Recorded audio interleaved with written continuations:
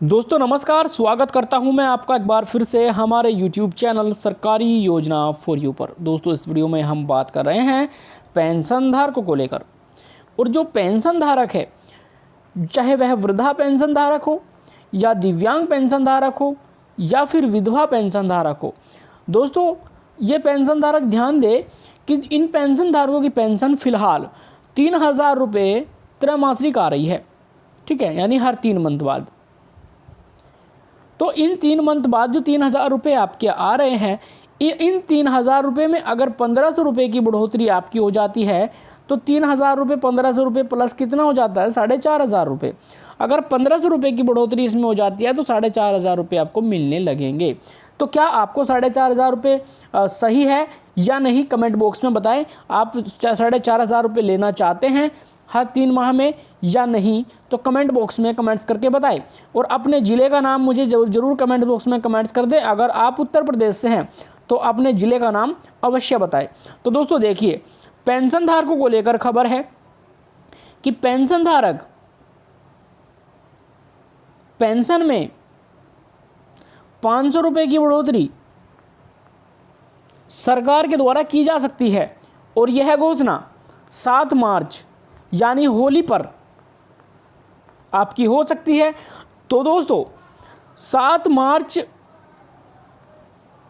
होली पर यह घोषणा, होली का ये समझ लीजिए आपको बड़ा तोहफा मिल रहा है। तो जो पेंशन धारक है, इसमें सबसे पहले टारगेट किया गया है वृद्धा पेंशन को, उसके बाद दिव्यांग पेंशन को, और फिर आपका वृद्धा, दिव्यांग और विधवा पेंशन। ठीक है, कुष्ठ अवस्था पेंशन को भी छोड़ दीजिए। 3 तरह की पेंशन ध्यान देंगे, दिव्यांग, वृद्धा, विधवा।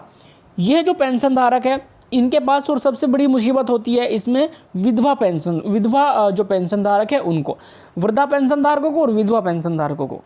तो इन लोगों से सरकार के द्वारा किए गए ब्यौरे के अनुसार समाज कल्याण विभाग ने एक नोटिस जारी कर बताया है कि विधवा और वृद्धा पेंशन जितने भी हैं धारक हैं, उन सभी को काफ़ी मुसीबतों का सामना करना पड़ रहा है। तो जो लोग इस मुसीबत से गुजर रहे हैं, जिनके पास सिर्फ 3,000 रुपये आते हैं 3 माह में, और इनमें से भी कुछ लोग ऐसे हैं 30% लोग जिनको 3,000 भी नहीं मिल रहे हैं, जिनके पास ये पैसा भी नहीं पहुंच रहा पेंशन का। तो दोस्तों मैं आपसे बता दूं कि 500 रुपये की बढ़ोतरी केंद्र सरकार नहीं बल्कि माफ़ करें राज्य सरकार यहाँ पर करने जा रही है। और आपका 500 रुपये बढ़ जाता है तो आपका 1,000 रुपये तो अभी आता है महीने में, तो कितना हो जाता है? 1,500 रुपये।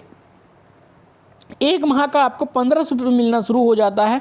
और इन 1,500 रुपये के माध्यम से अगर 3 माह का जोड़े तो आपका बनता है 4,500 रुपये। तो 4,500 रुपये आपको यहाँ पर देखने को मिल जाएंगे बिल्कुल आसानी से आप ये सब। लेकिन सबसे पहले मैं आपको बता दूं कि आपके द्वारा जो कराई गई KYC है वह पूरी तरह से कंप्लीट होनी चाहिए, KYC कंप्लीट होनी चाहिए। ये 2 कार्य ऐसे हैं जो आपको पूरे अच्छी तरीके से कंप्लीट होने चाहिए।